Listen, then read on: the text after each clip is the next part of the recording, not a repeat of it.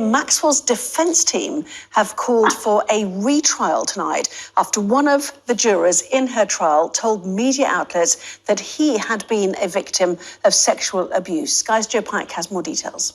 Judge Alison Nathan, the judge in the Ghislaine Maxwell trial, has written to lawyers from both sides and set out a timetable for court hearings to discuss whether there should be a retrial in this case, whether they should declare the original trial a mistrial and start from scratch. That will happen towards the end of this month, and in February too. We should have a decision, I suppose, probably mid to late February. This is because not one but now two former jurors who took part in the deliberations after that trial have given interviews to media outlets talking about their experiences, but also saying that they were victims of child sexual abuse. That means they shouldn't have been on that jury panel. You might argue that victims should be represented on juries, as should other people representing the rest of society. But here, there was a process of jury selection. All jurors were asked to fill in a very long questionnaire, and there was a specific question as to whether your family members or friends had ever experienced sexual abuse, harassment or sexual assault. We do not know what these two former jurors wrote. Certainly one of them says he flew through that questionnaire. He doesn't remember what he put for that answer. He doesn't remember that question, but he would have answered it honestly.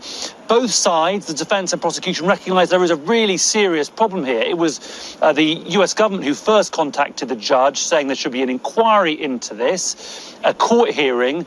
The team representing Ghislaine Maxwell said in their original letter to the judge there is incontrovertible grounds for a new trial. They have now sent a second letter saying there doesn't need to be an inquiry, a new trial should be started immediately. But it now looks like that verdict was in doubt, and towards the end of next month we could have a decision from the judge over whether to start from scratch or not. Joe Pike there. Well, certainly, as the Metro is reporting and as Joe Pike was reporting too, the judge in the case has agreed to hear the retrial request and has asked the defence to submit its arguments by January the 19th, Kevin. A retrial, could be a real possibility here. No, absolutely. And the judge has to hear the case. And if there has been a significant impact on the verdict, if there's thought to be some prejudice or that's being exercised and the truth hasn't been told, then there will have to be a retrial. That's just natural justice. It's interesting, it couldn't happen here because jurors are banned from talking publicly about a case, and we in the media are banned from reporting what they have to say.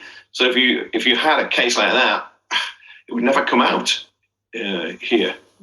Can I just say, if there is a retrial, will Ghislaine Maxwell this time go in the witness box? Because it was pretty astonishing she chose not to last time. If there is a retrial, perhaps the judge can say, "Oi, give evidence, answer the questions."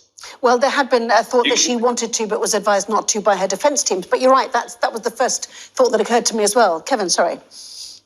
No, well, jurors draw their own inference from that. Yeah. Of course, if somebody doesn't go into the box and put their case, look, it just naturally you think they've got something to hide, and that's what you think. Unless there is a real case that they're not quite capable of expressing whatever.